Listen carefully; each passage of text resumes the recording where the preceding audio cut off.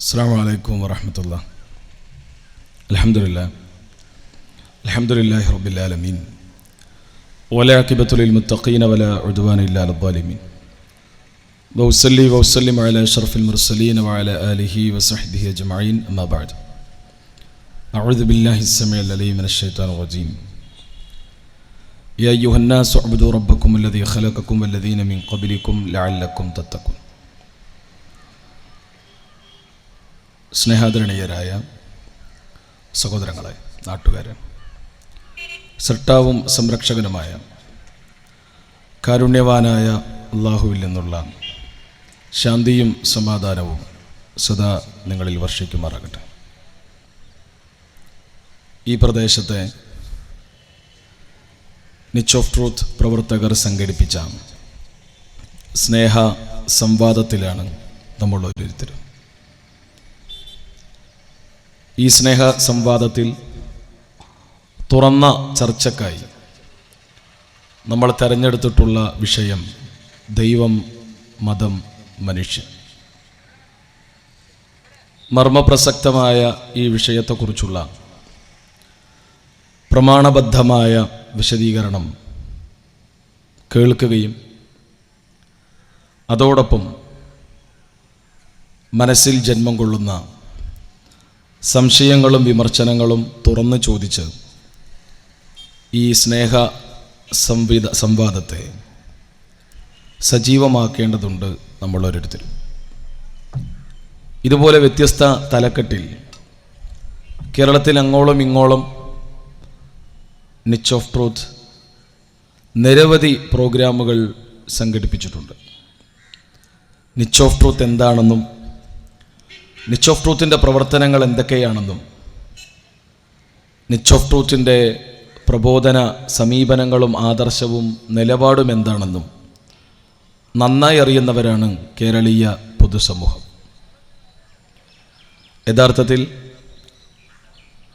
പലപ്പോഴും അകന്നുകൊണ്ടിരിക്കുന്ന മനസ്സുകളെ പലപ്പോഴും തെറ്റിദ്ധാരണകൾ കൊണ്ടും തെറ്റിദ്ധരിപ്പിക്കലുകൾ കൊണ്ടും അകന്നുപോയിക്കൊണ്ടിരിക്കുന്ന മനസ്സുകളെ ഒരുമിച്ചിരുത്താനും പ്രമാണബദ്ധമായ ചർച്ചകളിലൂടെ, സ്നേഹ സംവാദങ്ങളിലൂടെ കേരളീയ പൊതുസമൂഹത്തിൻ്റെ മുന്നിൽ സ്നേഹസംവാദത്തിൻ്റെ പുതിയ മാനങ്ങൾ പരിചയപ്പെടുത്താൻ നിച്ച് ഓഫ് ട്രൂത്ത് എന്ന കൂട്ടായ്മക്ക് കഴിഞ്ഞിട്ടുണ്ട്. ഇസ്ലാമിക പ്രബോധനമെന്ന ഒരു വലിയ ഉത്തരവാദിത്വ നിർവഹണത്തിലാണ് നിച്ചിൻ്റെ പ്രവർത്തകർ.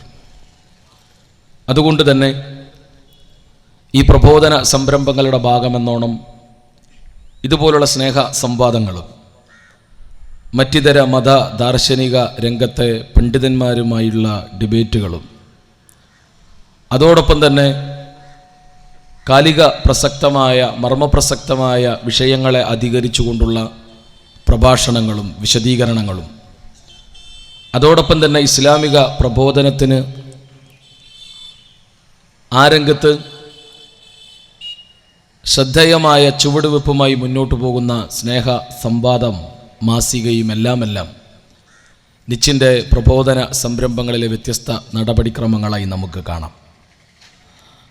ഇപ്പോൾ തന്നെ നിച്ചിൻ്റെ ഔദ്യോഗികമായ വെബ്സൈറ്റിലൂടെയും അതേപോലെ തന്നെ നിച്ചിൻ്റെ ഡയറക്ടർ എം അക്ബർ സാഹിബിൻ്റെ യൂട്യൂബ് ചാനലുകളിലൂടെയും എല്ലാം കൂടുതൽ ഇസ്ലാമിനെ അറിയാനും കൂടുതൽ ഇസ്ലാമിനെ പഠിക്കാനും ഇസ്ലാമിനെതിരെയുള്ള വിമർശനങ്ങൾക്ക് വസ്തുനിഷ്ഠമായ മറുപടി നൽകുന്ന പ്രമാണബദ്ധമായ വിശദീകരണങ്ങളെല്ലാം അറിയാനും മനസ്സിലാക്കാനുമുള്ള സാധ്യതകളുമെല്ലാം ഇന്ന് ഈ കൂട്ടായ്മയിലൂടെ നമുക്ക് കഴിയുന്നുണ്ട്.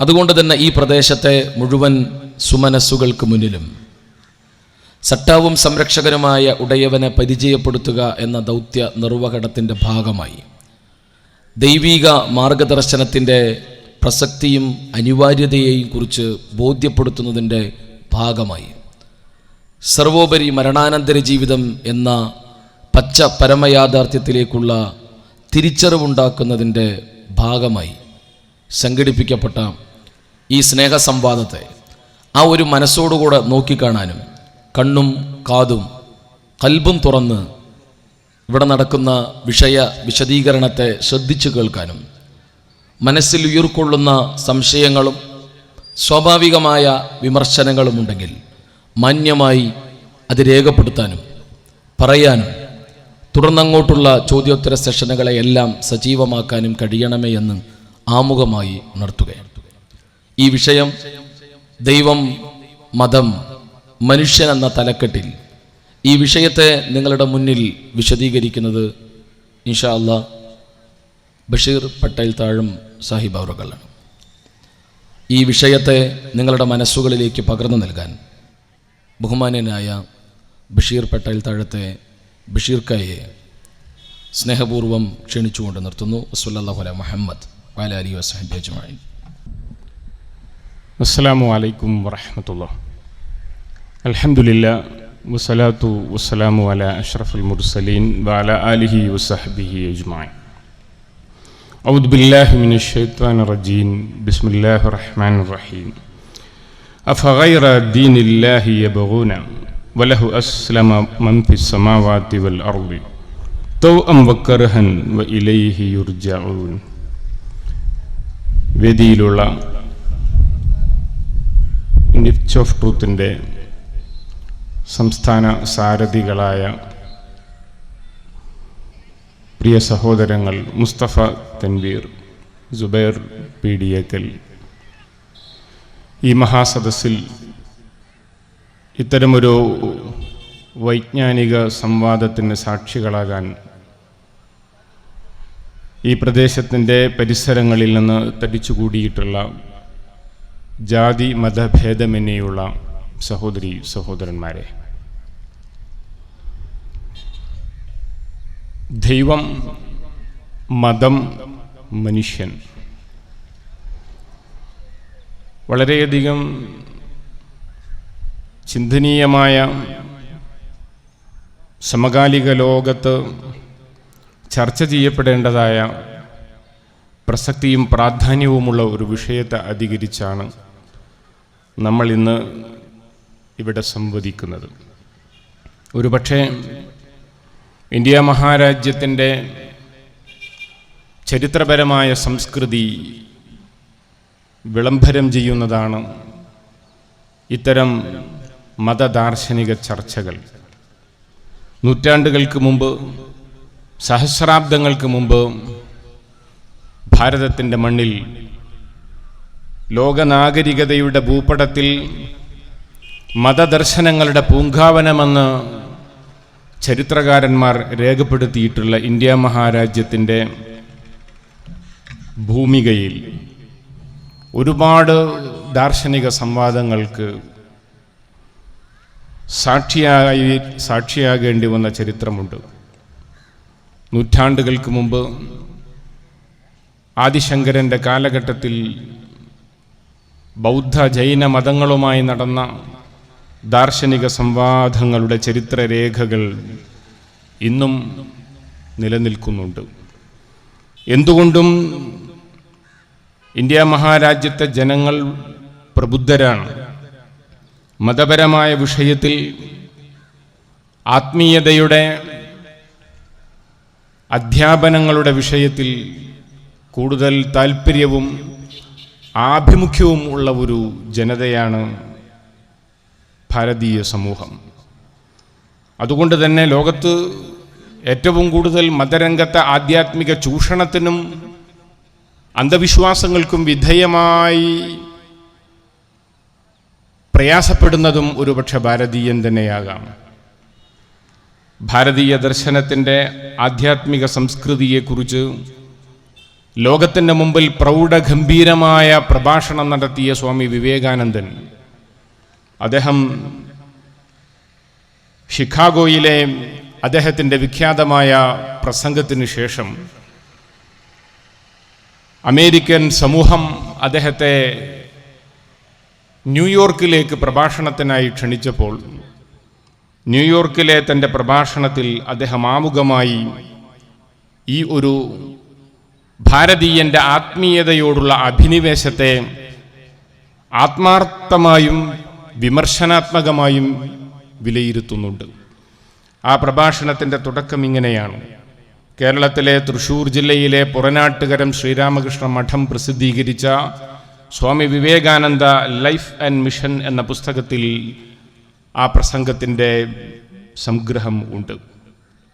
വിവേകാനന്ദൻ ന്യൂയോർക്കിലെ ജനങ്ങളോട് പറയുന്നത്, എൻ്റെ രാജ്യം ഭാരതത്തിൻ്റെ മണ്ണ് ആത്മീയതയോട് അഭിനിവേശമുള്ള ഒരു മണ്ണാണ്, ഒരു ജനസമൂഹമാണ്. അതുകൊണ്ട് തന്നെ ഒരു തസ്കരന്, ഒരു തട്ടിപ്പ് വീരന് ആത്മീയതയുടെ കപടവേഷം ധരിച്ചു വന്നാൽ ഭാരതീയനെ എളുപ്പത്തിൽ കബളിപ്പിക്കാൻ, ചൂഷണം ചെയ്യാൻ സാധിക്കുമെന്ന് അദ്ദേഹം മനസ്സ് തുറന്ന് പറയുകയാണ്. ഇന്ത്യ മഹാരാജ്യത്തിൻ്റെ ഒരു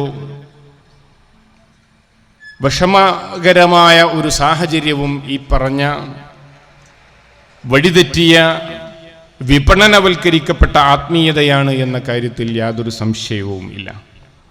പ്രിയപ്പെട്ടവരെ, ഇന്ന് നമ്മളിവിടെ ചർച്ച ചെയ്യുന്നത് ദൈവം, മതം, മനുഷ്യൻ എന്നീ 3 അടിസ്ഥാനപരമായ സംജ്ഞകളെക്കുറിച്ചാണ്. നമുക്കറിയാം, ലോകത്ത് മഹാഭൂരിപക്ഷം ആളുകളും ദൈവവിശ്വാസികളാണ്. ദൈവനിഷേധികൾ ലോകത്ത് വിരലിൽ എണ്ണാവുന്ന ഒരു ചെറിയ സമൂഹം മാത്രമാണ്. എന്തുകൊണ്ടാണ് അങ്ങനെ സംഭവിക്കുന്നത് എന്ന് ചോദിച്ചാൽ, മതവിശ്വാസികളായ, ദൈവവിശ്വാസികളായ അതിനുള്ള മറുപടി, ദൈവവിശ്വാസം എന്നത് മനുഷ്യപ്രകൃതിയിൽ അന്തർലീനമാണ്. നൈസർഗികമായ അവബോധമാണ്, മനുഷ്യൻ്റെ ആന്തരിക അവബോധമാണ് ഈശ്വരബോധം എന്നത്. ദൈവവിശ്വാസത്തെ വേറെ ഒരു ശാസ്ത്രീയമായ തെളിവും ഇല്ലാതെ മനുഷ്യ മനസ്സിൻ്റെ അന്തരാത്മാവിൻ്റെ അകത്തളങ്ങളിൽ പ്രതിഷ്ഠിതമായ ഈശ്വരവിശ്വാസത്തെ ഉണർത്തുക എന്നത് വളരെ എളുപ്പമാണ്. നിരീശ്വരവാദിയുടെ മനസ്സിൽ പോലും ഈശ്വരബോധമുണ്ട് എന്നതാണ് കൗതുകകരമായ കാര്യം. വളരെ മുമ്പ് ഇറങ്ങിയ മലയാളത്തിലെ ഒരു പത്രമാധ്യമം പെട്ടിക്കോളത്തിൽ ഒരു കൗതുക വാർത്ത കൊടുത്തിരുന്നു. നിരീശ്വരത്വ വേദിയിൽ ഗംഭീരമായി ദൈവനിഷേധ പ്രസംഗം നടത്തി വീട്ടിലേക്ക് തിരിച്ചു പോകുന്ന പ്രഭാഷകൻ ബസ്സിൽ കയറുമ്പോൾ കാലിടറി വീഴുന്ന സന്ദർഭത്തിൽ ദൈവമേ എന്ന് അറിയാതെ വിളിച്ചുപോയത്രേ. ദൈവമേ എന്ന് അറിയാതെ വിളിച്ചുപോയി എന്ന്. അതാണ് ഈശ്വര അവബോധത്തിൻ്റെ ആന്തരിക യാഥാർത്ഥ്യം. വളരെ നൂറ്റാണ്ടുകൾക്ക് മുമ്പ്, സഹസ്രാബ്ദങ്ങൾക്ക് മുമ്പ് ഒരു ഗ്രാമീണനായ അറബിയോട് ആ കാലഘട്ടത്തിലെ ഒരു ദൈവനിഷേധി ചോദിക്കുകയുണ്ടായി, ദൈവം ഉണ്ട് എന്നതിന് തെളിവ് എന്താണ് എന്ന്. ആ കാലഘട്ടത്തിലെ ഗ്രാമീണനായ അറബി ആ നിരീശ്വരവാദിയായ തൻ്റെ കൂട്ടുകാരന് നൽകിയ മറുപടി, കൺമുമ്പിലുള്ള ഒട്ടകത്തിൻ്റെ ചൂടുള്ള ചാണകത്തിലേക്ക് വിരൽ ചൂണ്ടിക്കൊണ്ട് അറബി പറഞ്ഞു, ഈ ചൂടുള്ള ചാണകം പരിസരത്തെവിടെയോ ജീവനുള്ള ഒരു ഒട്ടകമുണ്ട് എന്നതിൻ്റെ തെളിവാണ്. അതുപോലെയാണ് ഈ പ്രപഞ്ചത്തിൻ്റെ വിശാലതയിൽ സംവിധാനിക്കപ്പെട്ട അനന്തകോടി ഗ്രഹങ്ങളും നക്ഷത്രങ്ങളും സൗരയൂഥങ്ങളും അതെല്ലാം സൃഷ്ടിച്ച് സംവിധാനിച്ചു കൊണ്ടിരിക്കുന്ന ഒരു സർവശക്തനായ ജഗന്നിയന്താവ് ഉണ്ട് എന്നതിൻ്റെ തെളിവാണ് എന്ന്. ഈ തെളിവ് തന്നെയാണ് ആധുനിക കാലഘട്ടത്തിലെ മഹാശാസ്ത്രജ്ഞന്മാർക്കും പറയാനുള്ളത്. ശാസ്ത്രം ദൈവവിരുദ്ധതയുടെ സന്ദേശമാണ് നൽകുന്നത് എന്ന് 19-ാം നൂറ്റാണ്ടിൻ്റെ ഉത്തരാർദ്ധത്തിനിപ്പുറത്ത് പ്രചരിപ്പിക്കപ്പെടുകയുണ്ടായിട്ടുണ്ട്. എന്നാൽ ഈ നൂറ്റാണ്ടിൻ്റെ തുടക്കത്തിലെ ലോകം കണ്ട എക്കാലഘട്ടത്തെയും പ്രഗത്ഭനായ ആപേക്ഷികതാ സിദ്ധാന്തത്തിൻ്റെ ആചാര്യൻ ആൽബർട്ട് ഐൻസ്റ്റീൻ, അദ്ദേഹം ദ ടൈം എന്ന മാഗസിനിൽ എഴുതിയ ഒരു പഠനാർഹമായ ലേഖനം, പ്രാപഞ്ചിക പ്രതിഭാസങ്ങളുടെ വിസ്മയകരമായ സംവിധാനങ്ങളെ വിശകലനം ചെയ്തുകൊണ്ട് എഴുതിയിട്ടുള്ള ആ ലേഖനത്തിൻ്റെ അവസാന വാക്കുകൾ അതിമനോഹരവും ചിന്തനീയവുമാണ്. അദ്ദേഹം പറയുന്നത്, ഈ പ്രപഞ്ചവിശാലതയിലെ അത്ഭുതകരങ്ങളായ സംവിധാനങ്ങളെക്കുറിച്ച് നക്ഷത്രങ്ങളെയും സൗരയൂഥങ്ങളെയും താരാപഥങ്ങളെയും കുറിച്ച് പഠനമനന ഗവേഷണം നടത്തിയാൽ നമുക്കൊരു കാര്യം ബോധ്യമാകും. എല്ലാറ്റിൻ്റെയും പിന്നിൽ ഒരു നിയാമക ശക്തിയുടെ സാന്നിധ്യം ഉണ്ട് എന്ന മഹായാഥാർത്ഥ്യം. അതുകൊണ്ട് തന്നെ ദൈവവിശ്വാസത്തെ നമ്മൾ അത്ര വിസ്തരിച്ച് വിശദീകരിച്ച് സമർത്ഥിക്കേണ്ടതൊന്നും ഇല്ല. നമ്മുടെയൊക്കെ മനസ്സിൻ്റെ ഉള്ളിൽ ഒരു ഈശ്വരബോധമുണ്ട്, ഒരു ദൈവ ചിന്തയുണ്ട്. ആ ദൈവവിശ്വാസത്തെ വേദഗ്രന്ഥങ്ങളുടെയും മുനിമാരുടെയും ഋഷിമാരുടെയും പ്രവാചകന്മാരുടെയും ഉത്ബോധനങ്ങളുടെ വെളിച്ചത്തിൽ കൃത്യമാക്കുക എന്നതാണ് ഏറ്റവും പ്രധാനം. കൃത്യമാക്കുക, ശരിയാക്കുക. ദൈവവിശ്വാസം അതിന് ഒരു തെളിച്ചവും വെളിച്ചവും വേണം. ലോകത്ത് നിയോഗിക്കപ്പെട്ട മുനിമാരും ഋഷിമാരും പ്രവാചകന്മാരുമെല്ലാം ദൈവത്തെ വളരെ ലളിതമായാണ് പരിചയപ്പെടുത്തിയത്. ദാർശനിക സങ്കീർണതകളുടെ ദുർഗ്രഹതകളില്ലാത്ത വിധം വളരെ ലളിതമായവർ ഈശ്വരനെ കുറിച്ച് സാധാരണക്കാരോട് സംവദിച്ചു.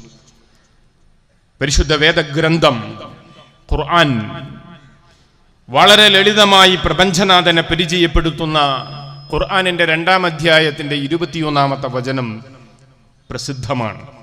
മാനവതയെ അഭിസംബോധന ചെയ്തുകൊണ്ട് സഖാവിന്റെ പ്രഖ്യാപനം, യാ അയ്യുഹന്നാസ്, അല്ലയോ മനുഷ്യവർഗമേ, ഉഅ്ബുദൂ റബ്ബക്കുമുല്ലദീ ഖലഖക്കും വല്ലദീന മിൻ ഖബ്ലിക്കും ലഅല്ലക്കും തത്തഖൂൻ. നിങ്ങളെയും നിങ്ങളുടെ പൂർവികരെയും സൃഷ്ടിച്ച് പരിപാലിച്ചു കൊണ്ടിരിക്കുന്ന അല്ലാഹുവേ, ജഗന്നിയന്താവിനെ, പടച്ചതമ്പുരാനെ മാത്രം നിങ്ങൾ ആരാധിക്കുവിൻ. ലഅല്ലക്കും തത്തഖൂൻ, അതാണ് യഥാർത്ഥ ഭക്തിമാർഗം. ഭക്തി അത് മനുഷ്യന്റെ ആധാരമാണ്, അടിസ്ഥാനമാണ്, അഭിനിവേശമാണ്, ആശ്രയമാണ്. ഭക്തിപൂർണമായ ജീവിതമാണ് മനുഷ്യന് ശാന്തി പകരുന്നത്. അതുകൊണ്ട് തന്നെ ആധുനിക ലോകം ഭൗതികതയിൽ അഭിരമിച്ച് നിരാശ പൂണ്ട് ആത്മീയതയിലേക്ക് തിരിച്ചു വരികയാണ്. ലോകത്ത് മതവിശ്വാസികളും ദൈവവിശ്വാസികളും അധികരിച്ചുകൊണ്ടിരിക്കുകയാണ്. എന്നാൽ വികലമായ ഭക്തിയും ആത്മീയതയും അത് മനുഷ്യർക്കിടയിൽ സൃഷ്ടിക്കുന്ന ഒരുപാട് അപഭ്രംശങ്ങളുണ്ട്, മാനസിക പ്രയാസങ്ങളുണ്ട്, ചൂഷണങ്ങളുണ്ട്, അന്ധവിശ്വാസങ്ങളുടെ, അനാചാരങ്ങളുടെ ഭീതിതമായ വിനാശകരമായ ഒരു വികൃത മുഖമുണ്ട്. അവിടെയാണ് ഞാൻ നേരത്തെ പറഞ്ഞത്, ദൈവവിശ്വാസം, യഥാർത്ഥ ആത്മീയത അത് പരിരക്ഷിക്കപ്പെടേണ്ടതുണ്ട്. അത് മനുഷ്യന് യഥാർത്ഥ ശാന്തി നൽകുന്ന ഐഹിക പാഠവും പാരത്രിക മോക്ഷത്തിന്റെ അടിസ്ഥാന സന്ദേശവും ആണ്. ഖുർആൻ അത് വിശദീകരിക്കുകയാണ്. ആരെയാണ് നിങ്ങൾ ആരാധിക്കേണ്ടത്? നിങ്ങളെ സൃഷ്ടിച്ച സഖാവിനെ. ആ സഖാവിന്റെ സവിശേഷത എന്താണ്? അവൻ നിങ്ങളെയും നിങ്ങൾക്ക് മുമ്പുള്ള പൂർവികരെയും സൃഷ്ടിച്ച് സംരക്ഷിച്ചു കൊണ്ടിരിക്കുന്നവനാണ്. ഈ പരാമർശം വളരെ ചിന്തനീയവും ഗഹനവും ആണ്.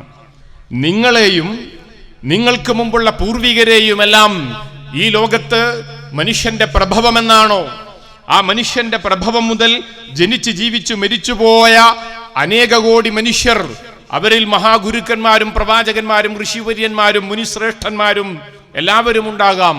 അവരെയെല്ലാം സൃഷ്ടിച്ച ഒരു സഖാവുണ്ട്. ആ സഖാവിനെയാണ് ദൈവമായി അംഗീകരിക്കേണ്ടത്, ആരാധിക്കേണ്ടത്, സൃഷ്ടികളെയെല്ലാം. ഇതാണ് പരിശുദ്ധ ഖുർആനിന്റെ ഈ അടിസ്ഥാന പാഠം. പ്രിയപ്പെട്ടവരെ, ചിന്തിച്ചു നോക്കൂ. ഇത് ലളിതമാണ്, വളരെ കൃത്യതയുള്ളതാണ്. എന്നാൽ പ്രപഞ്ച സഖാവിനെ മാത്രമാണോ നമ്മൾ ആരാധിക്കുന്നത്? പ്രപഞ്ച സഖാവിനോട് മാത്രമാണോ നമ്മൾ പ്രാർത്ഥിച്ചു കൊണ്ടിരിക്കുന്നത്? പ്രപഞ്ച സഖാവായ ജഗന്നിയന്താവിനോട് മാത്രമാണോ നമ്മൾ അഭയവും ആശ്രയവും തേടിക്കൊണ്ടിരിക്കുന്നത്? വേദങ്ങളും മുനിമാരും ഋഷിമാരും പ്രവാചകന്മാരുമെല്ലാം വേദഗ്രന്ഥങ്ങളുടെ അവസാനത്തെ പതിപ്പായ പരിശുദ്ധ ഖുർആനിന്റെ ഈ ആധ്യാത്മിക അടിസ്ഥാന സന്ദേശത്തിന് അടിവരയിടുകയാണ്. ഒരു മുനിയും ഒരു ഋഷിയും ഒരു പ്രവാചകനും ലോകത്ത് നിയോഗിക്കപ്പെട്ടിട്ടില്ല ഞങ്ങളെ ആരാധിക്കണം, അതുവഴി ദൈവത്തിന്റെ എണ്ണം കൂട്ടണം എന്ന് പറഞ്ഞുകൊണ്ട്. ഒരു മുനിയും ഒരു ഋഷിയും ഒരു പ്രവാചകനും കടന്നു വന്നിട്ടില്ല. നോക്കൂ നിങ്ങൾ, ഭാരതത്തിന്റെ ആധ്യാത്മിക പാഠങ്ങളിൽ സാധാരണക്കാരന്റെ വേദഗ്രന്ഥം എന്നറിയപ്പെടുന്ന ഗ്രന്ഥമാണ് ഭഗവത്ഗീത. മഹാഭാരതം എന്ന ഇതിഹാസ പർവ്വത്തിന്റെ സന്ദേശങ്ങളിൽ പെട്ടതാണ് ഭഗവത്ഗീത. ഭീഷ്മപർവത്തിന്റെ ഭാഗം 18 അധ്യായങ്ങളുള്ള ഗീതയുടെ പശ്ചാത്തലം, അവതരണ പശ്ചാത്തലം, കുരുക്ഷേത്രത്തിന്റെ രണഭൂമിയിലേക്ക് പടപ്പുറപ്പാട് നയിക്കുന്ന അർജുനന്റെ തേര് തെളിച്ചുകൊണ്ടുള്ള ശ്രീകൃഷ്ണന്റെ ഉപദേശങ്ങളാണ്. അവിടെ ആരാണ് ദൈവം, എങ്ങനെയുള്ളവനാണ് ഈശ്വരൻ എന്ന അർജുനന്റെ അന്വേഷണത്തിന് കൃഷ്ണൻ നൽകുന്ന മറുപടി ഭഗവത്ഗീതയുടെ 10-ാം അധ്യായത്തിന്റെ 3-ാം ശ്ലോകത്തിലുണ്ട്. യോമാം അജം അനാദിം ച വേത്തി ലോകമഹേശ്വര അസമ്മൂഢഃ സഹ മർത്യേഷു സർവപാപൈഹി പ്രമുച്യതേ. അല്ലയോ അർജുന, യോമാം അജം അനാദിം ച, ജനനമില്ലാത്തവനാകുന്നു ഈശ്വരൻ, ആദിയില്ലാത്തവൻ, തുടക്കമില്ലാത്തവനാകുന്നു ഈശ്വരൻ.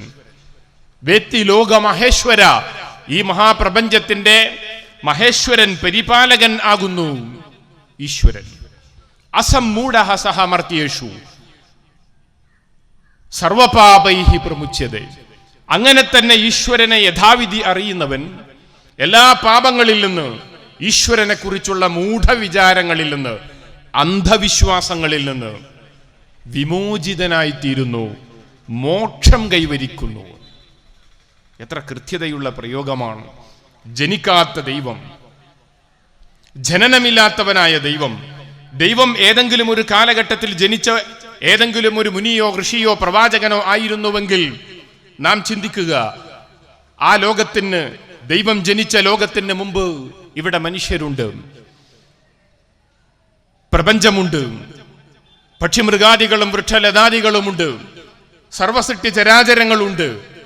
അവരെയെല്ലാം സൃഷ്ടിച്ച ദൈവം, യഥാർത്ഥ ദൈവം വേറെ ആരാണെന്ന ചോദ്യവും ഉണ്ട്. അതുകൊണ്ട് തന്നെ ദൈവത്തിന് ജനന മരണ പരിമിതികൾ ഉണ്ടാകാൻ പാടില്ല. അതുകൊണ്ട് തന്നെ എല്ലാ വേദഗ്രന്ഥങ്ങളും അത് വ്യക്തമാക്കി.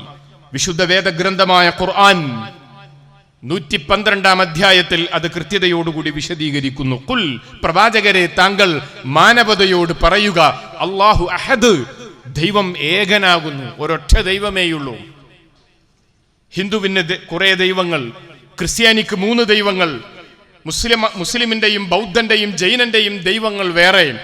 അങ്ങനെ പ്രപഞ്ചനാഥനായ ദൈവത്തെ വർഗീയമായി കമ്പാർട്ട്മെന്റുകളിലേക്ക് പകുത്തെടുക്കാനാവില്ല. ഈ മഹാപ്രപഞ്ചത്തെയും സർവമനുഷ്യരെയും സൃഷ്ടിച്ച് സംരക്ഷിച്ചു കൊണ്ടിരിക്കുന്ന ജഗന്നിയന്താവ് അഹദ്, അവൻ ഒരേയൊരു ദൈവമാകുന്നു. അല്ലാഹു സമദ്, അവൻ എല്ലാവർക്കും ആശ്രയം നൽകുന്നവനാകുന്നു. ലം യലിദ് വലം യൂലദ്, അവൻ ജനകനോ ജാതനോ അല്ല. വലം യകുല്ലഹു കുഫുവൻ അഹദ്, അവൻ സമാനതകളില്ലാത്ത, തുല്യതകൾ കൽപ്പിക്കാനാവാത്ത പ്രപഞ്ചത്തിന്റെ നാഥൻ ആകുന്നു. പ്രിയപ്പെട്ടവരെ, വളരെ ലളിതമായ കൃത്യതയോടുകൂടിയുള്ള ദൈവം തമ്പുരാനെ, പടച്ച തമ്പുരാനെ വിശദീകരിക്കുന്ന പരിശുദ്ധ ഖുർആനിന്റെ വചനമാണിത്. ഈ വചനത്തിന് സമാനമായി ഭാരതത്തിന്റെ ആധ്യാത്മിക പാഠങ്ങളിൽ അനേകം ശ്ലോകങ്ങൾ നമുക്ക് കണ്ടെത്താൻ സാധിക്കും. ഡോക്ടർ സുകുമാർ അഴീക്കോട് ഭാരതീയ ദർശനത്തെ അഗാധമായി പഠിച്ച ആധ്യാത്മിക പണ്ഡിതൻ കൂടിയാണ്. അഴീക്കോടിന്റെ തത്വമസിയിൽ ഒരു അധ്യായം തന്നെയുണ്ട്. ആ അധ്യായം ഭാരതീയ ദർശനത്തിലെ ഏക ദൈവ വിശ്വാസം എന്നതാണ്. അവിടെ ആ അധ്യായത്തിൽ അദ്ദേഹം അനേകം വചനങ്ങൾ സമാഹരിച്ച് വിശദീകരിക്കുന്നുണ്ട്. അതിലൊരു വചനം ഹിരണ്യഗർഭൻ എന്ന ഈശ്വരനെ കുറിക്കുന്ന ഋഗ്വേദത്തിലെ 10-ാം മണ്ഡലത്തിന്റെ 121-ാം സൂക്തമാണ്. ഹിരണ്യഗർഭഃ സമവർത്തദാഗ്രേ ഭൂതസ്യ ജാതഃ പതിരേക ആസീത് സദാധാര പൃഥിവീം ധ്യാമുദേമാം കസ്മൈ ദേവായ ഹവിഷാം വിദേമാം. ആദിയിൽ ഹിരണ്യഗർഭൻ എന്ന പ്രപഞ്ചനാഥൻ മാത്രമാണ്, സർവശക്തനായ ജഗന്നിയന്താവ് മാത്രമാണ് ഉണ്ടായിരുന്നത്. അവനാണ് സകല ഗോളങ്ങളുടെയും ഭുവനങ്ങളുടെയും അധീശാധികാരി. ഭൂമിയെയും സ്വർഗത്തെയും അതത് സ്ഥാനങ്ങളിൽ സ്ഥാപിച്ചത് അവനാണ്. അവന്റെ അലംഘനീയമായ കൽപ്പനകളെ അനുസരിച്ചു കൊണ്ടിരിക്കുകയാണ് സർവസൃഷ്ടി ചരാചരങ്ങളും. അതുകൊണ്ട് കസ്മൈ ദേവായ ഹവിഷാം വിദേമ, ആ ഒരു ദൈവത്തെ തന്നെ ഞാനും ഇതാ ആരാധിക്കുന്നു എന്ന്. ആ ദൈവത്തെ ഞാനും ഇതാ ആരാധിക്കുന്നു. സഹോദരങ്ങളെ, ഞാൻ എൻ്റെ പ്രഭാഷണത്തിൻ്റെ ആമുഖത്തിൽ ഉദ്ധരിച്ച പരിശുദ്ധ ഖുർആനിൻ്റെ 3-ാം അധ്യായത്തിൻ്റെ 83-ാമത്തെ വചനത്തിൻ്റെ ചോദ്യം അതാണ്. പ്രബുദ്ധനായ ചിന്തിക്കുന്ന മനുഷ്യനോടുള്ള ചോദ്യം. അഫഗൈറ ദീനില്ലാഹി യബ്ഗൂന വലഹു അസ്ലമ മൻ ഫിസ് സമാവാതി വൽ അർളി തൗഅൻ വകർഹൻ വഇലൈഹി യുർജഊൻ. പടച്ചവന്റെ ദൈവിക ദർശനത്തെ, പടച്ചവനെ മാത്രം ആരാധിക്കുന്ന ആധ്യാത്മിക ദർശനത്തിന്റെ പാതയെ ഇസ്ലാം എന്നാണ് ഖുർആൻ വിളിക്കുന്നത്. അത് സമർപ്പണത്തിന്റെ, സമാധാനത്തിന്റെ പാതയാണ്. ആ പാതയെ അല്ലാതെ വേറെ ഏതു വഴിയെയാണ് അവർ അന്വേഷിക്കുന്നത്? ഈ പ്രപഞ്ചം മുഴുവനും ഈശ്വരന്റെ അലംഘനീയമായ കൽപ്പന തൗഅൻ വകർഹൻ, സ്വമേധയാലോ നിർബന്ധിതമായോ അനുസരിച്ചു കൊണ്ടിരിക്കുന്നുവെന്നാണ്. അതുകൊണ്ട് തന്നെ സൃഷ്ടാവിനെ ആരാധിക്കണം, സൃഷ്ടികളെ ആരാധിക്കരുത്. ഇസ്രായേലിന്റെ വിമോചകനായി കടന്നുവന്ന യേശുക്രിസ്തു തന്റെ അടിസ്ഥാന അധ്യാപനമായി പഠിപ്പിച്ച പാഠമായി ബൈബിളിൽ നാം വായിക്കുന്നത് ഏകദൈവ ആരാധനയും ഏകദൈവ വിശ്വാസവും തന്നെയാണ്. യേശുക്രിസ്തുവിനോട് മലയുടെ താഴ്വാരത്ത് ദൈവത്തിന്റെ സുവിശേഷം പ്രസംഗിച്ചു കൊണ്ടിരിക്കുന്ന ക്രിസ്തുവിനോട് പരീശന്മാർ, ശാസ്ത്രിമാർ, ആ കാലഘട്ടത്തിലെ വേദ എഴുത്തുകാർ ചോദിച്ചു, എന്താണ് മുഖ്യ ഉപദേശമെന്ന്, പ്രധാനപ്പെട്ട താങ്കളുടെ ഉപദേശം എന്താണ് എന്ന്. അതിന് ക്രിസ്തു നൽകുന്ന മറുപടി നിലവിലുള്ള ബൈബിളിന്റെ മാർക്കോസിന്റെ സുവിശേഷത്തിന്റെ 12-ാം അധ്യായത്തിന്റെ 29-ാമത്തെ വചനത്തിലുണ്ട്. എല്ലാറ്റിലും മുഖ്യ കൽപ്പനയോ, ഇസ്രായേൽ ജനമേ കേൾക്കണം, നമ്മുടെ കർത്താവായ ദൈവം അവൻ ഏകനാകുന്നു, ആ ദൈവത്തെ മാത്രം ആരാധിക്കണം, ആ ദൈവത്തിന് പൂർണ്ണ ഹൃദയത്തോടെ, ശക്തിയോടെ, ആത്മാർത്ഥതയോടെ, മനസ്സോടുകൂടി സ്നേഹിക്കണം. ഇതാണ് ക്രിസ്തു നൽകിയ ഉപദേശം. പലയിടങ്ങളിലായി ആ മഹാപ്രവാചകൻ തന്റെ സമൂഹത്തെ ആ മഹാസത്യം പഠിപ്പിക്കുന്നുണ്ട്. ഒരിക്കലും യേശുക്രിസ്തു തന്റെ ജനതയോട് പറഞ്ഞില്ല, ഞാൻ ദൈവമാണ്, ദൈവത്തിന്റെ പുത്രനാണ്, തൃത്വസത്തയിലെ ആളത്വമാണ് എന്ന് അദ്ദേഹം പറഞ്ഞില്ല. ഒരു പ്രമാണി ക്രിസ്തുവിന്റെ അരികിൽ കടന്നു വന്നുകൊണ്ട് ചോദിച്ചു, നല്ല ഗുരു, നിത്യജീവനെ പ്രാപിക്കാൻ, മോക്ഷം കിട്ടാൻ ഞാൻ എന്ത് ചെയ്യണം എന്ന്. ആ ചോദ്യത്തിന് ഉത്തരം പറയുന്നതിന് മുമ്പ് ലൂക്കോസിന്റെ സുവിശേഷത്തിന്റെ 18-ാം അധ്യായത്തിന്റെ 18-ാമത്തെ വചനത്തിൽ ക്രിസ്തു പറയുന്ന മറുപടി, എന്നെ നല്ലവൻ എന്ന് വിളിക്കുന്നത് എന്ത്? ദൈവം ഒരുവനല്ലാതെ നല്ലവൻ വേറെ ആരുമില്ല എന്ന്. പിന്നീട് യോഹന്നാന്റെ സുവിശേഷത്തിന്റെ 17-ാം അധ്യായത്തിന്റെ 3-ാമത്തെ വചനത്തിലാണ് ആ ചോദ്യത്തിന് മറുപടി ക്രിസ്തു നൽകുന്നത്. ഏക സത്യ ദൈവത്തെ അറിയുക, അവനയച്ച പ്രവാചകന്മാരെയും അറിയുക. ഏക സത്യ ദൈവത്തെ അറിയുക, അവനയച്ച പ്രവാചകന്മാരെയും അറിയുക. അതാണ് നിത്യജീവന്റെ, മോക്ഷത്തിന്റെ മാർഗമെന്ന് യേശുക്രിസ്തുവും പഠിപ്പിച്ചു. ആരാണ് ദൈവമെന്ന ചോദ്യത്തിന് ഭാരതത്തിന്റെ വേദോപനിഷത്തുകൾ അതിമനോഹരമായി ഉപനിഷത്ത് ഗ്രന്ഥങ്ങളിൽ നൽകുന്ന വിശദീകരണം ഓരോരുത്തരുടെയും ചിന്തക്ക്, മനനത്തിന് വിധേയമാക്കപ്പെടേണ്ടതാണ്. തമീശ്വരാണാം പരമം മഹേശ്വരം, താം ദേവതാനാം പരമം ച ദൈവതം, പദീം പദീനാം പരമം പരസ്ഥാത്, വിധാമ ദേവം ഭുവനേശമീഡ്യം. ആരാണ് ഈശ്വരൻ എന്ന ചോദ്യത്തിന് ശതരോപനിഷത്തിന്റെ 4-ാം അധ്യായത്തിന്റെ വരികളാണ്, വിശദീകരണമാണ്. എല്ലാ പരിപാലകന്മാരുടെയും ഉന്നതനായ പരിപാലകൻ, സർവപതികളുടെയും അധിപതിയായിട്ടുള്ളവൻ, ഈ ലോകത്തിന്റെ ഈശൻ, അവനാണ് യഥാർത്ഥ ദൈവമെന്ന വിശദീകരണം. ശതരോപനിഷത്തിന്റെ 3-ാം അധ്യായത്തിൽ മറ്റൊരിടത്ത് വിശദീകരിക്കുന്നു, യോ ദേവാനാം അധിപോ യസ്മിൻ ലോക അധിശ്രിതാഹ യ ഈശേ അസ്യ ദ്വിപദ ചതുഷ്പദഃ കസ്മൈ ദേവായ ഹവിഷാം വിധേമ. അലയോ വിശ്വാസികളുടെ സമൂഹമേ, യോ ദേവാനാം അധിപോ, എല്ലാ ദേവഗണങ്ങളുടെയും അധിപനായിട്ടുള്ളവനാണ് ദൈവം. യസ്മിൻ ലോക അധിശ്രിതാഹ, സർവലോകത്തിനും ആശ്രയം നൽകുന്നവനാകുന്നു ദൈവം. യ ഈശേ, അവൻ ഈശനാണ്, പരിപാലകനാണ്. അസ്യ, ഈ ലോകത്തിന്റെ പരിപാലകൻ. ദ്വിപദ, ഇരുകാലികളുടെ പരിപാലകൻ. ചതുഷ്പദഃ, 4 കാലികളുടെയും പരിപാലകൻ. കസ്മൈ ദേവായ ഹവിഷാം വിധേമ, ആ ഒരു ദൈവത്തിന് ഞാൻ എൻ്റെ ഹവിസ്സുകൾ അർപ്പിക്കുന്നുവെന്ന്. ഈ ആവർത്തനം കസ്മൈ ദേവായ ഹവിഷാം വിധേമ എന്നത് ഋഗ്വേദത്തിന്റെ 10-ാം മണ്ഡലത്തിന്റെ നിരന്തരമായ ആവർത്തനമായി വായിച്ചെടുക്കാൻ നമുക്ക് സാധിക്കും. അനേകം വേദഗ്രന്ഥങ്ങളിൽ ഈ ശബ്ദം ആവർത്തിക്കപ്പെടുന്നതായി നമുക്ക് കാണാൻ സാധിക്കും. എല്ലാ മുനിമാരും വേദഗ്രന്ഥങ്ങളും പ്രവാചകന്മാരും പഠിപ്പിച്ചു ഈശ്വരന്റെ ഏകത്വം, അവനെ മാത്രം ആരാധിക്കണമെന്ന മഹാസത്യം. ഭാഷകളിൽ ദൈവത്തെ കുറിക്കുന്ന പ്രയോഗങ്ങൾ വ്യത്യസ്തമാകാം. പ്രിയപ്പെട്ടവരെ, നമ്മൾ മലയാളത്തിൽ ദൈവമെന്ന് പറയും, തമിഴിൽ കടവുളെന്ന് പറയും, ഉറുദുവിൽ ഹുദ എന്ന് പറയും, ഇംഗ്ലീഷിൽ ഗോഡ് എന്ന് പറയും, സംസ്കൃതത്തിൽ പരബ്രഹ്മം പരമാത്മ എന്ന് പറയും, ബൈബിളിന്റെ ഭാഷയിൽ എലോഹിം, ആലിഹ, യഹോവ എന്നൊക്കെ പറയും, അറബിയിൽ അള്ളാഹു, ഇലാഹ്, റബ്ബ്, അങ്ങനെ പല പ്രയോഗങ്ങളുമുണ്ട്. പ്രയോഗങ്ങൾ ഭാഷകളിൽ വ്യത്യസ്തമാകുന്നതുകൊണ്ട് ദൈവം പലതാകുന്നില്ല. നമ്മയെല്ലാം സൃഷ്ടിച്ച ദൈവം തമ്പുരാൻ ഏകനാകുന്നു, ഒരേയൊരു സൃഷ്ടാവായ പ്രപഞ്ചനാഥനായ ദൈവം. ആ ദൈവത്തെ അങ്ങനെ തന്നെ അറിയുകയും യഥാവിധി ആരാധിക്കുകയും ചെയ്യേണ്ടതുണ്ട്. കാരണം ദൈവമാണ് നമുക്ക് വായുവും വെള്ളവും വെളിച്ചവും നൽകിയിട്ടുള്ളത്, സകല അനുഗ്രഹങ്ങളും സംവിധാനിച്ചിട്ടുള്ളത്. ജനിച്ചു വീഴുന്ന പിഞ്ചോമന കുഞ്ഞിന് മാതാവിന്റെ മാർവിടത്തിൽ മുലപ്പാല് ചുരത്തിക്കൊണ്ട് ആരോഗ്യപൂർണമായ ആ മുലപ്പാലിലൂടെ ജീവന്റെ പുതിയ ചക്രവാളത്തിലേക്ക് കൈപിടിച്ച് ആ കുഞ്ഞിനെ വളർത്തിയെടുക്കുന്നത് ജഗന്നിയന്താവാണ്. മരണവക്ത്രത്തിൽ ശയ്യാവലംബിയായി കിടക്കുന്ന മനുഷ്യൻ ചോദിക്കുന്നതും പടച്ചതമ്പുരാൻ സംവിധാനിച്ച ഈ ഭൂമിയിലെ നീരുറവയായ ശുദ്ധജല നിർദ്ധരിയാണ്. എനിക്കൊരു ജ്യൂസ് കുടിക്കണമെന്ന് മരണമുഖത്തൊരു കുട്ടിയും പറഞ്ഞിട്ടില്ല. ഒരു കട്ടൻ ചായ വേണമെന്ന് ആരും പറഞ്ഞിട്ടില്ല. ഒരിറ്റ് വെള്ളം വേണമെന്നാണ് പറയുന്നത്. അത് ദൈവിക സ്രോതസ്സിന്റെ ഭാഗമാണ്. ഈ ചൊട്ട മുതൽ ചുടല വരെ മനുഷ്യന് വേണ്ടി ഭൂമുഖത്ത് എല്ലാം സംവിധാനിച്ച ആ സൃഷ്ടാവിനെയാണ് നമ്മൾ ആരാധിക്കേണ്ടത്. അവനോടാണ് നമ്മൾ പ്രാർത്ഥിക്കേണ്ടത്. നമ്മുടെ നേർച്ചകളും വഴിപാടുകളും പ്രണാമങ്ങളും പ്രകീർത്തനങ്ങളും അർപ്പിക്കേണ്ടത് സൃഷ്ടികൾക്കല്ല, പ്രപഞ്ചത്തിന്റെ നാഥനായ ആ സൃഷ്ടാവിനാണ്.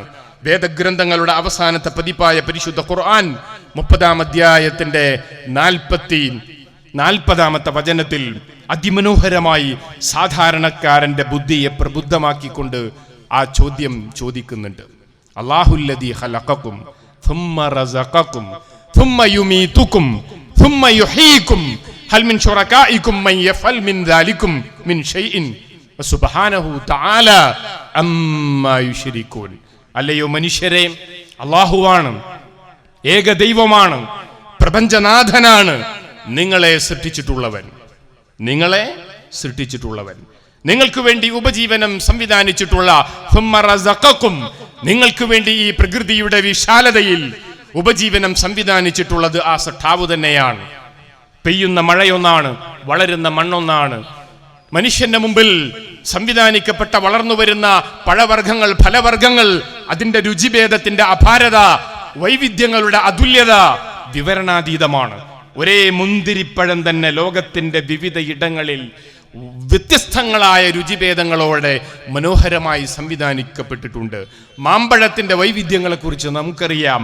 അങ്ങനെ എല്ലാം പഴവർഗ്ഗങ്ങളും എല്ലാം അള്ളാഹു പടച്ചതമ്പുരാൻ നിങ്ങളുടെ ഉപജീവനത്തിന്റെ വിശാലതയ്ക്ക് വേണ്ടി സംവിധാനിച്ചു. സുമ്മയുമീത്തുക്കും, ആ ജീവിതത്തിനു ശേഷം നിങ്ങളെ കാത്തിരിക്കുന്ന മരണമുണ്ട്. നിങ്ങൾ ആഗ്രഹിക്കാത്ത, ഇഷ്ടപ്പെടാത്ത ഒരതിഥിയായി നിങ്ങളുടെ അരികിലേക്ക് അപ്രതീക്ഷിതമായി കടന്നു വരുന്ന മരണം. ഏത് പ്രായത്തിലാണ്, ഏത് ഘട്ടത്തിലാണ്, ഏത് ആരോഗ്യാവസ്ഥയിലാണ്, ഏത് സന്ദർഭത്തിലാണ്, എവിടെ വെച്ചാണ് മരണത്തെ പുൽകേണ്ടി വരിക എന്ന് നമുക്കറിയില്ല. മരണം ഉറപ്പാണ്. മരണത്തെ അതിജയിക്കാൻ ആധുനിക ശാസ്ത്രത്തിന്റെ മരുന്നുകൾക്ക്, ചികിത്സാ സംവിധാനങ്ങൾക്ക് കഴിഞ്ഞിട്ടില്ല, ഒരു കാലഘട്ടത്തിലും കഴിയുകയും ഇല്ല.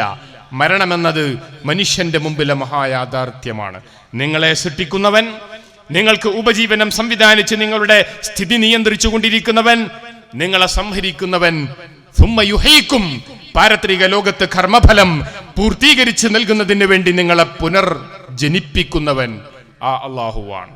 സഹോദരങ്ങളെ ശ്രദ്ധിക്കുക, 4 കാര്യങ്ങൾ പടച്ചതമ്പുരാൻ എടുത്തു പറഞ്ഞു. 1, ദൈവം നിങ്ങളുടെ സൃഷ്ടാവാണ്. 2, ദൈവം നിങ്ങളുടെ ഉപജീവന ദാതാവാണ്. 3, നിങ്ങളുടെ മരണം നിശ്ചയിച്ചിട്ടുള്ളത് ദൈവമാണ്. ആയുസ്സിന്റെ അവധിയെ അതിജയിക്കാൻ നിങ്ങൾക്കാവില്ല. 4, മരണാനന്തരം നിങ്ങൾ പാരത്രിക ലോകത്ത് ഉയർത്തെഴുന്നേൽപ്പിക്കപ്പെടും. ഈ 4 തത്വങ്ങൾ പഠിപ്പിച്ചുകൊണ്ട്, നമ്മുടെ കൺമുമ്പിലുള്ള ജീവിത യാഥാർത്ഥ്യങ്ങളെ പഠിപ്പിച്ചുകൊണ്ട് അള്ളാഹു പടച്ചതമ്പുരാൻ ചോദിക്കുകയാണ്, ഹൽ മിൻ ശുറകാഇകും മൻ യഫ്അൽ മിൻ ദാലികും മിൻ ഷൈഇൻ, ഇപ്രകാരം എന്തെങ്കിലും ഒന്ന് ചെയ്യാൻ നിങ്ങളുടെ പ്രാർത്ഥനാ മൂർത്തികൾക്ക് ആകുമോ? നമ്മളൊക്കെ പലരെയും വിളിച്ച് പ്രാർത്ഥിച്ചുകൊണ്ടിരിക്കുന്നു, പലർക്കും നേർച്ച വഴിപാടുകൾ അർപ്പിച്ചുകൊണ്ടിരിക്കുന്നു. ലോകത്ത് ജീവിക്കുന്ന 600 കോടിയിലധികം മനുഷ്യർ ഒരുപാട് ആൾ ദൈവങ്ങളെ ആരാധിച്ചുകൊണ്ടിരിക്കുന്നു. ഋഷിമാരെ, മുനിമാരെ, പ്രവാചകന്മാരെ വിളിച്ച് തേടിക്കൊണ്ടിരിക്കുന്നു. അവരുടെ രൂപമുണ്ടാക്കി, ചിത്രമുണ്ടാക്കി, പ്രതിഷ്ഠയുണ്ടാക്കി, പ്രതിമയുണ്ടാക്കി അവരെ പൂജിച്ചുകൊണ്ടിരിക്കുന്നു. സഹോദരങ്ങളെ, അങ്ങനെ പ്രാർത്ഥിക്കുന്നവർ, എന്റെ ഈ ശബ്ദം കേൾക്കുന്ന ഏത് മതസ്ഥരാണെങ്കിലും പ്രബുദ്ധരായ നിങ്ങൾ ചിന്തിക്കുക, നിങ്ങളെ സൃഷ്ടിച്ചത് നിങ്ങൾ ഈ പ്രാർത്ഥിച്ചുകൊണ്ടിരിക്കുന്ന പ്രാർത്ഥനാ മൂർത്തികളാണോ? ആണോ? അവർ നിങ്ങൾക്ക് ഉപജീവനം സംവിധാനിച്ച് തന്നിട്ടുണ്ടോ? അവർ നിങ്ങളെ മരിപ്പിക്കുന്നതിൽ അവർക്ക് വല്ല പങ്കുമുണ്ടോ? മരണാനന്തരം നിങ്ങളെ ഉയർത്തെഴുന്നേൽപ്പിക്കുന്നതിൽ അവർക്ക് വല്ല ഉത്തരവാദിത്വവും ഉണ്ടോ? ഇല്ല, ഒരിക്കലുമില്ല. ഒരു മുനിയും ഒരു ഋഷിയും ഒരു പ്രവാചകനും പറഞ്ഞിട്ടില്ല നിങ്ങൾ എന്നെ ആരാധിക്കണം എന്ന്.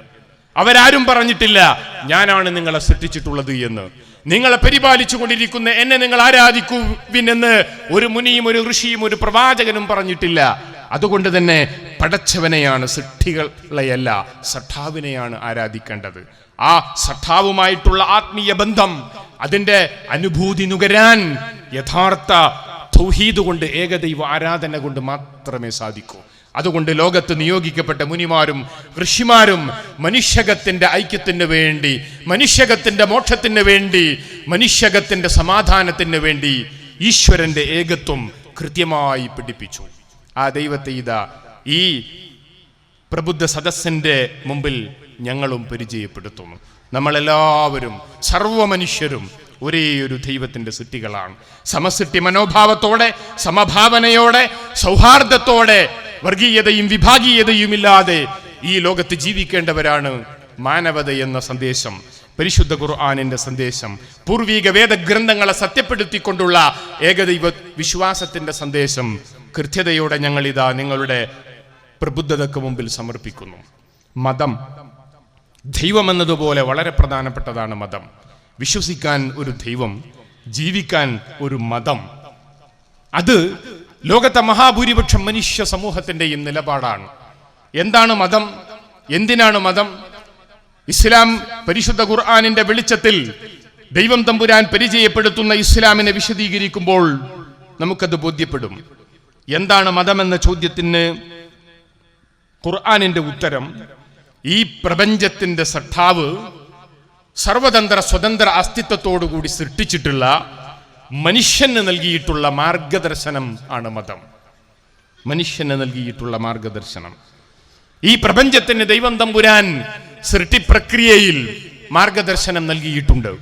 നൂറ്റാണ്ടുകൾക്ക് മുമ്പ്, സഹസ്രാബ്ദങ്ങൾക്ക് മുമ്പ് ഞാൻ ദൈവമാണെന്ന് വാദിച്ച ദൈവവാദിയായ ഫറോവാൻ, ഈജിപ്തിന്റെ മണ്ണിൽ ജനിച്ച ഫറോവാൻ, ആ കാലഘട്ടത്തിൽ നിയോഗിച്ചിട്ടുള്ള മഹാപ്രവാചകൻ മൂസ നബി അലൈഹി സ്വലാത്തു വസ്സലാം മോശെ പ്രവാചകനോട് ചോദിച്ചു, ആരാണ് മോശെ നീ പറയുന്ന ദൈവം?